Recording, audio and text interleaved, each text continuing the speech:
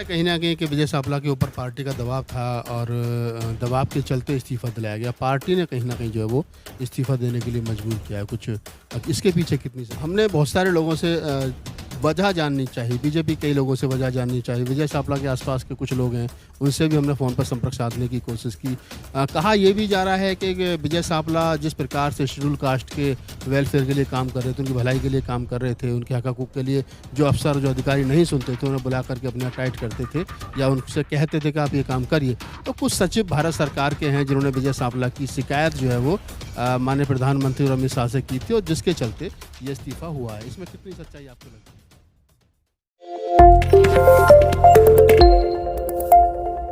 नमस्कार, मैं राहुल नागपाल और आप देख रहे हैं हमारा यूट्यूब चैनल बोल 85। अनुसूचित जाति आयोग के चेयरमैन विजय सापला जी का अनंत फरन में इस्तीफ़ा हुआ। इस्तीफ़ा अभी तक मंजूर नहीं हुआ है और इस्तीफ़ा दिए हुए भी मेरे हिसाब से लगभग 10 से ज़्यादा दिन हो चुके हैं। आखिर इस्तीफ़ा क्यों मंजूर नहीं हुआ है, उसके पीछे वजह क्या थी, इस्तीफ़ा क्यों लिया गया, उसके पीछे की वजह क्या थी, बहुत सारी बातें दबी ज़बान में कही जा रही हैं। मेरे साथ के पी चौधरी साहब मौजूद हैं, जो विजय सापला जी के लगभग 20 साल पुराने मित्र हैं। तो इनसे बातचीत करके जानने की कोशिश करेंगे कि आयोग के चेयरमैन का इस्तीफ़ा क्यों हुआ और उसके पीछे के कारण जो है वो क्या हो सकते हैं। चौधरी साहब, स्वागत है आपका। विजय सापला जी आपके 20 साल 25 साल पुराने मित्र हैं, आपके साथ अक्सर उनका घर पे आना जाना रहता है और वो अनुसूचित जाति आयोग के चेयरमैन थे। लगातार 2 बार चेयरमैन वो दोबारा बनाए गए थे। क्या कारण रहा कि इस्तीफ़ा उनका कराया गया और फिर इस्तीफ़ा अभी तक मंजूर भी नहीं हुआ है? देखिए, माननीय विजय सापला जी ने जो इस्तीफे में कारण लिखा है, उन्होंने अपने व्यक्तिगत कारण उसमें लिखे हैं और उन्होंने राष्ट्रपति जी को इस्तीफा सौंपा है और ये सच है कि उनका इस्तीफा आज तक स्वीकार नहीं हुआ है। और जनरली ऐसा होता नहीं है, अगर कोई इस्तीफा दिया जाता है तो वो इमीडिएट उसकी स्वीकृति राष्ट्रपति जी वहां पर जो प्रोसेस है उसे उस प्रोसेस में आती है। लेकिन विजय सापला जी के केस में ये है कि काफी लंबा समय इस्तीफा दिए हो गया है, लेकिन उनका इस्तीफा अभी स्वीकार नहीं हुआ है। तो इस संबंध में मैं ये कहना चाहूंगा कि विजय सापला जी ने आयोग का चेयरमैन का जो कार्यभार है दूसरी बार संभाला है। पहले उनको विधानसभा चुनाव पंजाब में था, वहां लड़ने के लिए कहा गया और पंजाब सरकार ने जो वहां पर कानून पास किया कि कोई भी आदमी संवैधानिक पद पर होगा चुनाव नहीं लड़ सकता, इसलिए उन्होंने आयोग के चेयरमैन के पद से इस्तीफा दिया। अपनी पार्टी हाईकमान के आदेशों की पालना में उन्होंने इस्तीफा दिया, चुनाव लड़े। फिर 4 महीने बाद फिर भारत सरकार की यानी प्रधानमंत्री जी की संस्तुति पे महामहिम राष्ट्रपति जी ने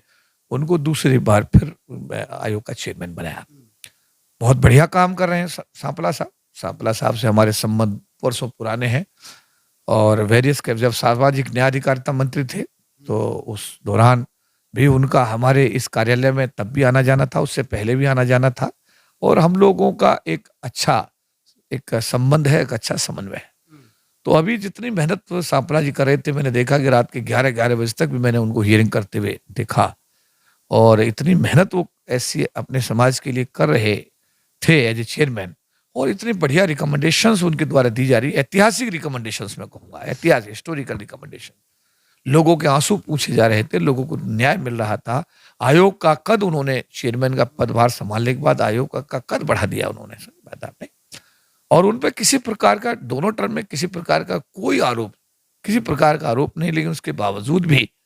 उनका इस्तीफा निजी कारणों से देना, तो ऐसी जो परिस्थिति पैदा हुई है जिसमें माननीय विजय सापला जी ने निजी कारणों से इस्तीफा दिया,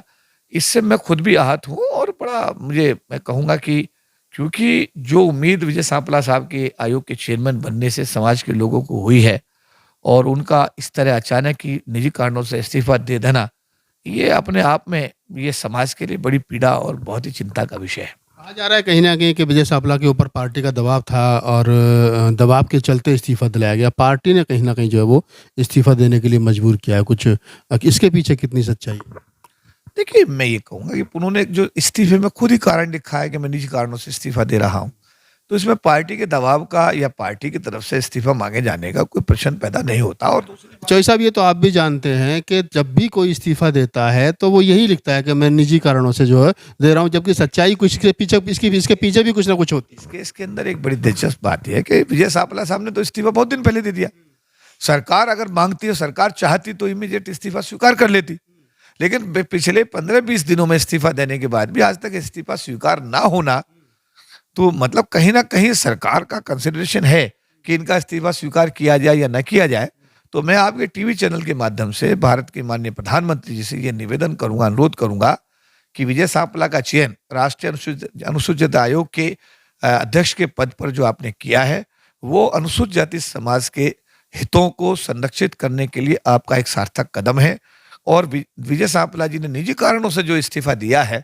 मैं आपसे निवेदन करूंगा कि उनका इस्तीफा अस्वीकार किया जाए और उनको आयोग के चेयरमैन में जो बचा हुआ उनका करीब 2.5 साल का कार्यकाल कम से कम है, उनको इस आयोग में एज ए चेयरमैन अपने अनुसूचित जाति समाज के लोगों का जो उन्होंने आंसू पूछने का काम किया है, लोगों को न्याय देने का काम किया है, मैं चाहूंगा कि उनका इस्तीफा स्वीकार करके माननीय प्रधानमंत्री जी अनुसूचित जाति समाज के लोगों के लिए एक ऐसा चेयरमैन के रूप में विजय सांपला जी को आदेशित करें सेवा करने के लिए, जिन्होंने अपने अब तक के कार्यकाल में दिन और रात अपने समाज के लोगों के आंसू पूछने का समर्पित भाव से काम किया है। हमने बहुत सारे लोगों से वजह जाननी चाहिए, बीजेपी कई लोगों से वजह जाननी चाहिए, विजय सांपला के आसपास के कुछ लोग हैं उनसे भी हमने फ़ोन पर संपर्क साधने की कोशिश की। कहा यह भी जा रहा है कि विजय सांपला जिस प्रकार से शेड्यूल कास्ट के वेलफेयर के लिए काम कर रहे थे, उनकी भलाई के लिए काम कर रहे थे, उनके हक हकूक़ के लिए जो अफसर जो अधिकारी नहीं सुनते थे उन्हें बुला करके अपने यहाँ टाइट करते थे या उनसे कहते थे कि आप ये काम करिए। तो कुछ सचिव भारत सरकार के हैं जिन्होंने विजय सांपला की शिकायत जो है वो माननीय प्रधानमंत्री और अमित शाह से की थी और जिसके चलते ये इस्तीफा हुआ है। इसमें कितनी सच्चाई आपको लगती है? देखिए, पहला जो आपने कहा वो तो मेरे संज्ञान में है कि प्रदेश के चीफ सेक्रेटरीज को, डीजीपीज को, विभागों के सचिवों को, इवन उन्होंने एक इतिहास रचा कि माननीय वित्त मंत्री सीतारमन जी की अध्यक्षता में उन्होंने सभी बैंकों के चेयरमैन को एक बैठक उन्होंने की और जो एससी का डेवलपमेंट का जो प्रोग्राम था, प्लान था, उस पर बहुत विस्तार से जो है इस सम्मेलन में चर्चा की गई। तो मेरा कहना यह है कि ये बात सही है कि विजय सांपला जी सभी विभागों के सचिवों को बुला करके उनसे विभागों में आरक्षण संबंधी क्या स्थिति उनकी है, आरक्षण का इम्प्लीमेंटेशन की स्थिति क्या है, कहाँ कहाँ एससी समाज के साथ में दिक्कतें आ रही हैं, तो वो इस मामले में बहुत ही मतलब कहूँगा कि प्रॉम्प्टनेस के साथ में काम कर रहे थे। और हर रोज मेरी जानकारी में है कि 2 या 3 या 4 इवन कई बार एक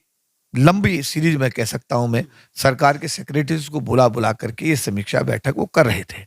और इवन ये समीक्षा बैठक करते समय मुझे जहां तक जानकारी है, सरकार के संज्ञान में भी ये था कि विजय सांपला साहब अनुसूचित जाति समाज के हितों को संरक्षित करने के लिए और दिन रात अपने समर्पित भाव से काम कर रहे, सरकार के संज्ञान में भी था। जो आपने दूसरा पॉइंट उठाया कि कुछ सेक्रेटरीज ने ऊपर शिकायत की, ये मेरी जानकारी में नहीं है, इसलिए मैं इस विषय पे कोई टिप्पणी नहीं कर पाऊंगा। लेकिन इतना जरूर है कि माननीय सांपला साहब विभागों के सचिवों को बुला करके आरक्षण की स्थिति की समीक्षा कर रहे थे, स्टेट गवर्नमेंट्स का रिव्यू बड़ा वार लेवल पे कर रहे थे, डीजीपी चीफ सेक्रेटरीज को बुला करके उनकी स्टेट में जो अन्याय की स्थिति है, इनजस्टिस की स्थिति है, उसका पूरा जायजा ले रहे थे। और मैं ये कहूँगा कि जितना समय अब तक का उनका आयोग में चेयरमैन के रूप में मैंने देखा, उन्होंने अपना एक एक पल और एक एक क्षण अपने समाज के लोगों के आंसू पूछने के लिए लगाया और बड़े समर्पित भाव से काम किया है। आपको लगता है कि विजय सांपला की वापसी होगी, इस्तीफा नामंजूर किया जाएगा, जैसा भी आपने कहा है कि आपने पत्र भी लिखा है प्रधानमंत्री जी को, अगर ऐसा होता है इसमें कितनी संभावना है? हमने माननीय प्रधानमंत्री जी को पत्र लिखा है और हमने जो हमारे सदस्य संगठन है, चाहे वो स्टेट बैंक है, चाहे वो रेलवेज है, चाहे वो आपके मतलब इंडियन ओवरसीज बैंक है, चाहे एलआईसी है, चाहे दिल्ली विद्युत बोर्ड है, चाहे जो भी इनकम टैक्स विभाग है, जो भी इस महासंघ के साथ में जुड़े हुए संगठन है पूरे देश के, हमने सब लोगों को ये आह्वान किया है कि आप विजय सांपला जी के कंटिन्यूएशन के लिए, उनके इस्तीफे को अस्वीकार करने के लिए माननीय प्रधानमंत्री जी को इसमें पत्र लिखें, राष्ट्रपति जी को पत्र लिखें, जिससे कि उनका इस्तीफा अस्वीकार हो और उनको दोबारा कर से हमारे अनुसूचित जाति समाज के बीच में आयोग के चेयरमैन के रूप में कार्य करने का अवसर मिले। तो इस वीडियो को बनाने का उद्देश्य सिर्फ इतना ही था कि ताकि आपको पता चल सके विजय सांपला जी का जो इस्तीफा हुआ था वो अभी तक स्वीकार नहीं हुआ है और माने केपी चौधरी जो महासंघ के राष्ट्रीय प्रधान महासचिव है, उनकी तरफ से प्रधानमंत्री नरेंद्र दामोदर दास मोदी जी को पत्र लिखा गया है कि उनका इस्तीफा नामंजूर किया जाए और उनको दोबारा से जो आयोग के चेयरमैन के रूप में उसी पोजीशन पर ला करके समाज के भलाई के लिए उनको काम करने के लिए स्वीकृत किया जाए। तो आपको वीडियो कैसा लगा इसके बारे में आप हमें अपनी प्रतिक्रिया जरूर दीजिए। धन्यवाद।